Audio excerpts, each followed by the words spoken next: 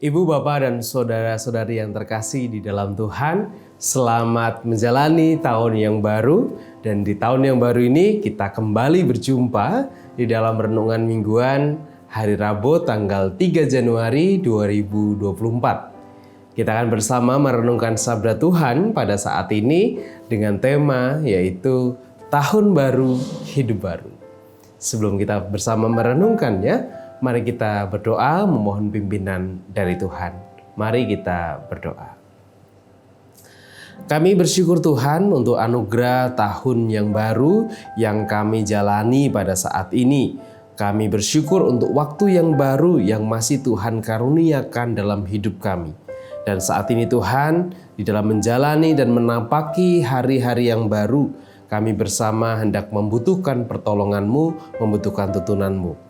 Bersama kami hendak mendengarkan dan merenungkan firman-Mu ya Allah. Oleh karena itu kami mohon tuntunan dari Roh-Mu yang kudus supaya kami bisa menjadi pendengar yang baik dan kami pun juga bisa menjadi pelaku-pelaku firman-Mu yang nyata di dalam kehidupan kami. Kami serahkan Tuhan perenungan firman-Mu pada saat ini ke dalam tangan kuasa-Mu sendiri. Di dalam nama Tuhan kami Yesus Kristus kami berdoa dan mengucap syukur. Haleluya. Amin. Sabda Tuhan yang akan kita renungkan bersama pada saat ini tertulis di dalam surat Yakobus pasal 4 ayat 1 sampai dengan ayat yang ke-10. Surat Yakobus pasal 4 ayat 1 sampai dengan ayat 10. Sebuah perikop di mana Lembaga Alkitab Indonesia memberikan judul Hawa Nafsu dan Persahabatan dengan Dunia. Demikianlah sabda Tuhan. Dari manakah datangnya sengketa dan pertengkaran di antara kamu? Bukankah datangnya dari hawa nafsu yang saling berjuang di dalam tubuhmu? Kamu mengingini sesuatu, tetapi kamu tidak memperolehnya.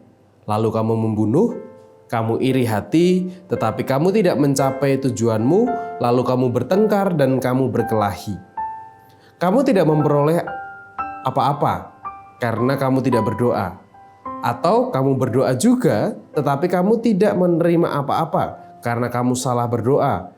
Sebab yang kamu minta itu hendak kamu habiskan untuk memuaskan hawa nafsumu.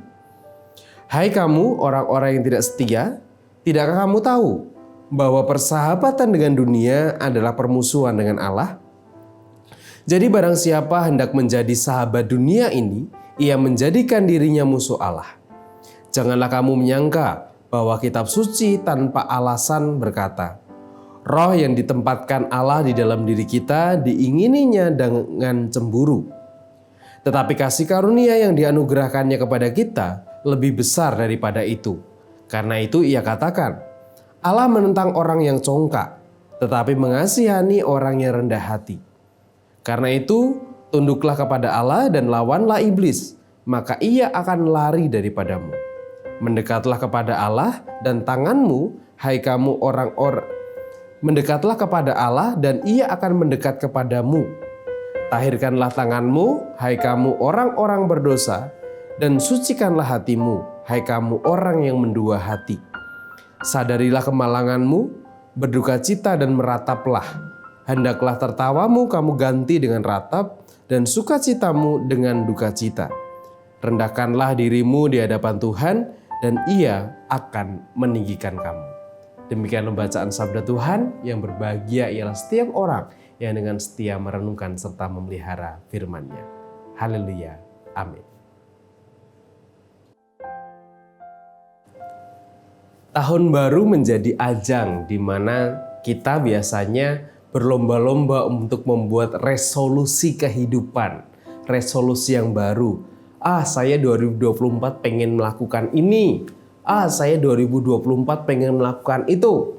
2023 kemarin saya begini. Dan sekarang saya punya resolusi bahwa tahun ini saya harus begini.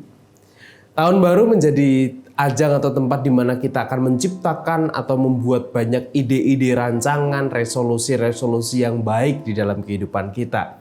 Dan tentu resolusi itu menjadi sesuatu yang menarik. Karena dengan adanya resolusi, dengan adanya tujuan, kita akan lebih bisa berjalan di dalam roadmap kita. Kita akan membuat rancangan-rancangan, kita akan membuat mapping-mapping supaya kita bisa sampai pada resolusi kehidupan kita di tahun ini.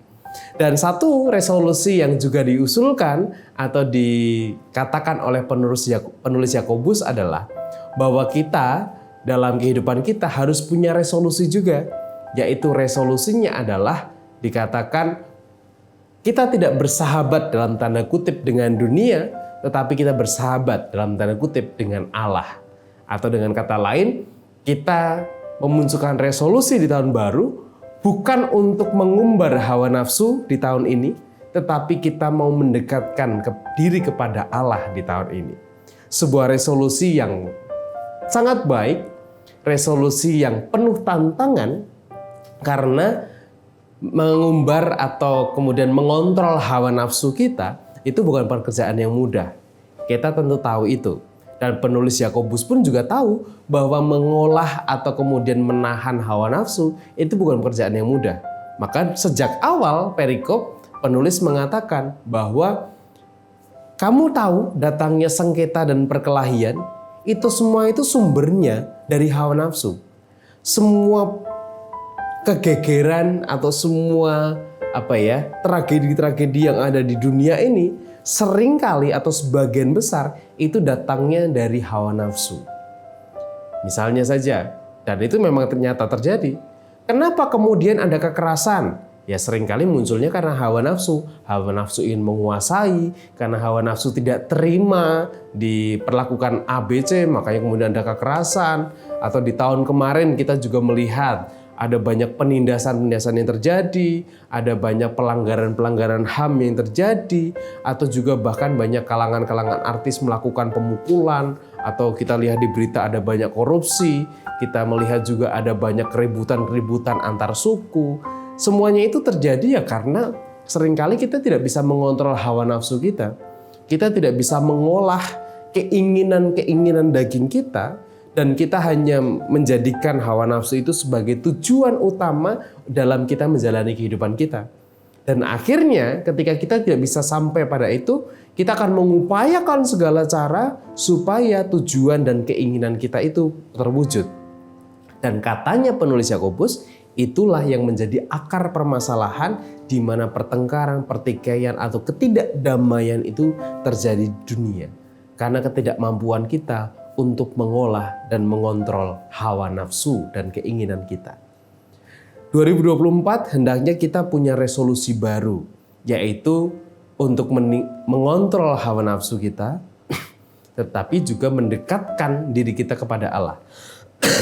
Kita tidak bisa kemudian hanya hidup seperti tahun kemarin, mengumbar hawa nafsu, mengumbar keinginan dan sebagainya. Tapi biarlah tahun ini kita mau untuk mengontrol itu, supaya kehidupan kita bersama-sama, kehidupan kita pribadi, atau bersama-sama dengan orang-orang sekitar kita, dia bisa lebih mewujudkan perdamaian itu, lebih bisa berjalan seturut dengan kehendak Allah. Kalau kita mau mengontrol hawa nafsu kita, bukan mengumbarnya. Punya keinginan itu wajar, punya hawa nafsu itu manusiawi, tetapi menjadi persoalan kalau kemudian kita tidak bisa mengontrolnya. Dalam kehidupan keluarga, dalam kehidupan bersama dengan suami istri, kakak, orang tua, anak, cucu, dengan tetangga siapapun itu, mengontrol keinginan dan mengontrol hawa nafsu menjadi cara yang paling mendasar untuk kita bisa menciptakan kehidupan yang damai dengan mereka. Sehingga tahun ini mari kita juga buat resolusi itu, yaitu tahun yang baru, hidup yang baru. Hidup bukan dengan mengumbar hawa nafsu dan keinginan, tetapi hidup dengan berjalan dalam kehendak Allah dengan mau mengontrol hawa nafsu dan keinginan kita. Tuhan memberkati. Amin.